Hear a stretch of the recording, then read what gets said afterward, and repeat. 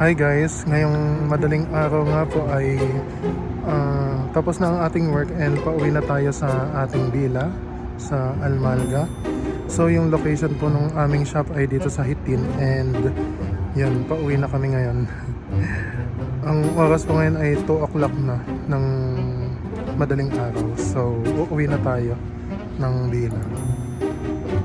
Yan na po yung service namin and naghihintay na po kami na umalis.